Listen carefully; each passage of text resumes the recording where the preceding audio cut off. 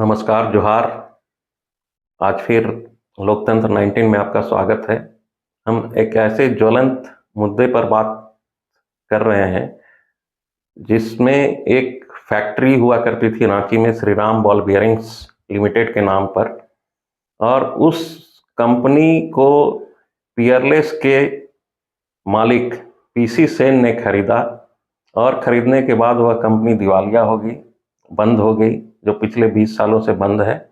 और Delhi high court में एक मुकदमा चल रहा है जिसमें वहाँ के 500 से अधिक कामगारों का जीपीएफ, पीएफ और अन्य जो बकाया राशि है उससे संबंधित सारी प्रक्रियाएं विचाराधीन हैं। लेकिन इस 20 वर्षों में कई तरह की दावेदारियां वहाँ हुई। पीसी सेन ने कथित तौर पर 2010 में कई समझौते, गुप्त समझौते किए, जिसकी वजह से कंपनी के कई मालिक खड़े हो गए।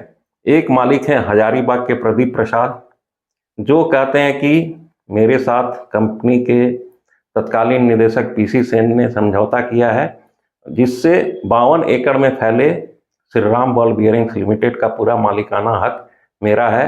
उनका दावा है कि उन्होंने 23 करोड़ रुपए से अधिक की राशि पीसी सेन को दी, पर यह कहाँ तक सच है क्या नहीं है।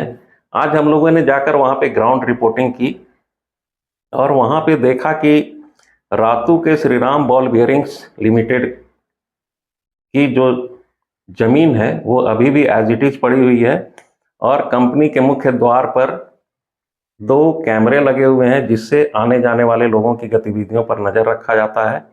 52 एकड़ में पूरा यह परिसर फैला हुआ है। अब आपको इस कंपनी की सच्चाई कुछ बताते चलें। दिल्ली हाई कोर्ट में कंपनी के बंद होने के बाद कामगारों ने वहाँ पे मुकदमा किया कि बकाया हमें दे दिया जाए।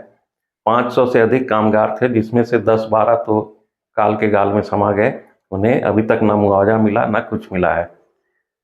यह कंपनी जिसके बारे में कहा जाता है कि पीसी सेन ने इसे खरीदा था, उन्होंने 3 समझौते किए। एक हैं प्रदीप प्रसाद, दूसरे हैं अभय कुमार और मोहम्मद गुलजार। इन दोनों का कहना है कि अलग अलग तिथियों में इन्होंने पीसी सेन के साथ समझौता किया और 70% जो शेयर था वह अपने नाम कर लिया। प्रदीप प्रसाद भी यही बातें कहते हैं। 31 मार्च 2010 को और मई 2010 में ये सारे समझौते हुए, जिसमें एक समझौते में कहा जाता है कि किशोरगंज के रहने वाले अभय कुमार और मोहम्मद गुलजार ने समझौता किया। उनका कहना है कि उन्होंने मेहुल चौकसी, जी हाँ, मेहुल चौकसी वही शख्स हैं जो हीरा के कारोबारी थे और गीतांजलि ज्वेलर्स के नाम से ये फेमस थे। नीरज चौकसी और मेहुल चौकसी अभी फरार हैं, कहाँ है इसका कोई पता नहीं है। उस कंपनी से अभय कुमार और मोहम्मद गुलजार का कहना है कि उन्होंने 13 करोड़ रुपए पीसी सेन यानी एसबीएल के खाते में डलवाए। यह पैसा कहाँ से आया?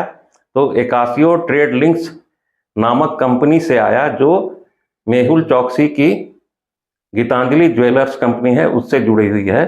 और इस कंपनी का पैसा लाने के लिए एक बड़े राजनेता का भी नाम सामने आ रहा है, जो कांग्रेस की सरकार में केंद्रीय मंत्री थे और रांची के रहने वाले हैं। तो अभय कुमार, मोहम्मद गुलजार और वो तथाकथित केंद्रीय मंत्री का नाम इसमें आ रहा है। उनका कहना है कि 13 करोड़ रुपए हमने इस श्री राम बॉल बियरिंग्स को पुनर्जीवित करने के लिए मेहुल चौकसी से पैसे लिए, यानी कि एकासियो ट्रेड लिंक्स कंपनी से पैसा लिया। बाद में एक और दावेदार पैदा हो गए जिनका नाम प्रदीप प्रसाद है, और इनकी एंट्री भी बैकडोर से हुई। ये भी कहते हैं कि हमने भी एक समझौता किया है और हमने 25 करोड़ रुपए पीसी सेन को दिया है। आखिर ये पैसा गया कहाँ? मान लीजिए अभय कुमार और मोहम्मद गुलजार ने 13 करोड़ रुपए मेहुल चौकसी से दिलवाए और प्रदीप प्रसाद ने 25 करोड़ रुपए कंपनी को दिए, तो ये पैसा गया कहाँ? सिर्फ 13 करोड़ का जिक्र है जो पीसी सेन के एक पत्र के हिसाब से कोलकाता के स्टेट बैंक लिमिटेड में जमा है। वह उस राशि की निकासी पर रोक लगी हुई है। अब इसमें जो पीसी सेन हैं, जिनके पास कंपनी के 70% शेयर हुआ करते थे उनकी और उनकी पत्नी के नाम पर, तो अभय कुमार और गुलजार हुसैन का कहना है कि एकासियो ट्रेडिंग प्राइवेट लिमिटेड के साथ उन्होंने एक समझौता किया और ये सारे शेयर उन्होंने ट्रांसफर कर दिए। फर्स्ट पार्टी के रूप में अभय कुमार, मोहम्मद गुलजार और पीसी सेन ने समझौते के रूप में हस्ताक्षर किया है। कंपनी एक्ट के तहत यह बताया गया है कि श्रीराम बॉल बियरिंग्स लिमिटेड की कुल जो पूंजी है, अधिकृत पूंजी, वो 27.50 करोड़ रुपए थी, जबकि 20 लाख इक्विटी शेयर बनाया गया था, यानी 2.25 करोड़ शेयर के 10 रुपये के शेयर तय किए गए थे। इस हिसाब से 14,731 शेयर कंपनी के खाते में थे, जिसका 70% जो हिस्सा था वो पीसी सेन के पास था। अब ये आपको बताएं कि एकासियो क्या है। एकासियो ट्रेडिंग प्राइवेट लिमिटेड मेहुल चौकसी से जुड़ी हुई कंपनी है। बताया जाता है कि ये मेहुल चौकसी वही है जिनकी संपत्ति प्रवर्तन निदेशालय के अधिकारियों ने जब्त कर रखी है। वो हीरा व्यापारी थे और एसबीएल इंडस्ट्रीज के खाते में इन्होंने 12 करोड़ रुपए दिए हैं, जिसके अब कई दावेदार हैं। प्रदीप प्रसाद अलग दावेदारी करते हैं, अभय कुमार अलग दावेदारी कर रहे हैं, मोहम्मद गुलजार अलग दावेदारी कर रहे हैं। पूर्व केंद्रीय मंत्री जो हैं उनकी भूमिका इसमें अलग है। उनका कहना है कि ये जो सारा पैसा हमने दिलवाया है वो उसको लेकर दिल्ली, मुंबई कई और कोलकाता में कई बैठकें हुई। कई दौर की बैठकों के बाद ये पैसा पीसी सेन के खाते में ट्रांसफर किया गया, यानी एसबीएल के जो तत्कालीन निदेशक थे पीसी सेन, उनके खाते में कोलकाता के स्टेट बैंक के खाते में ट्रांसफर किया गया। अब ये बहुत बड़ा सवाल है कि हम लोगों ने जब ग्राउंड जीरो पर जाकर देखा तो वहां देखा कि एसबीएल के आगे जो भी खाली पड़ी जमीन थी उसमें अब कई तरह के भवन बन गए हैं। अब यह पहचानना बहुत मुश्किल है कि एसबीएल की दीवार कहां पर है, और रोड के दोनों तरफ कई बहुमंजिली इमारतें बन गई है, कई भवन बन गए हैं, जिससे यह सीमांकन करना बहुत मुश्किल है कि कौन सा जमीन कहाँ है। लेकिन हमने यह पाया कि कई प्लॉटिंग की गई है, यानी कि प्रदीप प्रसाद के बारे में बताया जा रहा है कि उन्होंने श्रीराम बॉल बियरिंग्स लिमिटेड की कई जमीन को प्लॉट करके बेच दिया, जिसका प्लॉटिंग का हमने कुछ हिस्सा कंपनी के पीछे के बाउंड्री के पास देखा, जो आपको वीडियो में भी आप स्पष्ट देख पाएंगे। अब यह भी एक बातें सामने आ रही है कि कंपनी का जो गेस्ट हाउस था, उस गेस्ट हाउस को समझौते के रूप में प्रदीप प्रसाद जो हैं अभय कुमार और मोहम्मद गुलजार को देने की पेशकश कर चुके हैं। इनकी बैठकें दिल्ली में लगातार हो रही हैं। कल सुप्रीम कोर्ट में श्रीराम बॉल बियरिंग्स लिमिटेड से संबंधित एक बड़ा फैसला आने वाला है।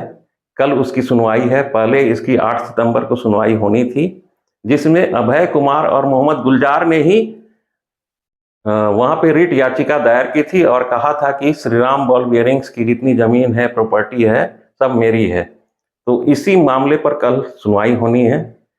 अब यह देखना होगा कि कोर्ट क्या करता है। हालांकि इसके पैरवीकार अधिवक्ता जो है नित्यानंद महतो, वो दिल्ली में जाकर लिक्विडेटर से यह बात कर चुके हैं और इसकी जानकारी दे रहे हैं कि कैसे प्रदीप प्रसाद वहां की जमीन जो है बेच रहे हैं, औने पौने दामों में बेच रहे हैं। करोड़ों की संपत्ति लाखों में बेची जा रही है, जबकि मालिकाना हक अभी तक कोई स्पष्ट नहीं है।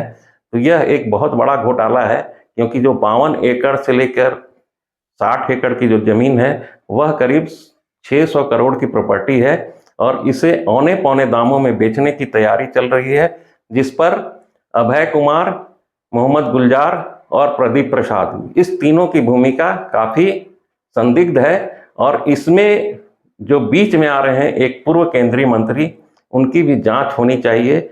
और खासकर जो पीसी सेन जो है पियरलेस कंपनी के जो मालिक थे, जो बाद में एसबीएल के निदेशक बन गए, उन्होंने किस तरह से गुप्त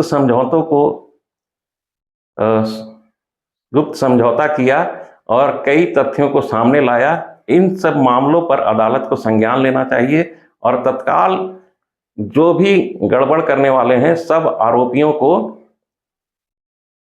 एक ऑर्डर देना चाहिए कि इनके खिलाफ आप कार्रवाई करें। अदालत संबंधित जो सरकार है या थाने हैं उन्हें यह आदेश दे कि भाई इस फर्जीवाड़े को रोका जाए और जो भी संलिप्त नेता हैं और तथाकथित कथित जो समझौता होल्डर वाले हैं उन पर कार्रवाई की जाए।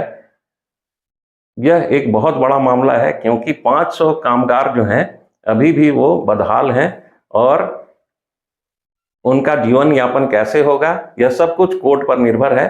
तो श्री राम बॉल बियरिंग्स को बचाने की मुहिम में लोकतंत्र 19 भी अब सामने आ रहा है और खासकर जो तथाकथित बिचौलिए जो सामने आ गए हैं, जो प्रदीप प्रसाद हैं या जो अन्य हैं, उनकी भूमिका पर भी जांच होनी चाहिए और यह मामला सीबीआई और प्रवर्तन निदेशालय को भी जाना चाहिए क्योंकि यह बहुत बड़ा ऑफेंस है। और रांची की जो एक प्रतिष्ठित कंपनी थी जो बॉल बियरिंग्स बनाती थी, उसके कामगारों की भलाई के लिए अब न्यायालय को भी अपना आदेश देना चाहिए। वहाँ पर जो जमीनों की खरीद बिक्री हो रही है उस पर तत्काल रोक लगानी चाहिए और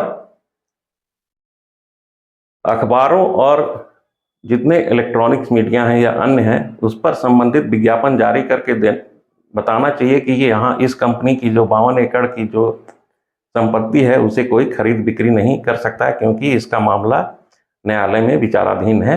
मैं दीपक अपने सहयोगी मिथिलेश के साथ लोकतंत्र 19 के लिए।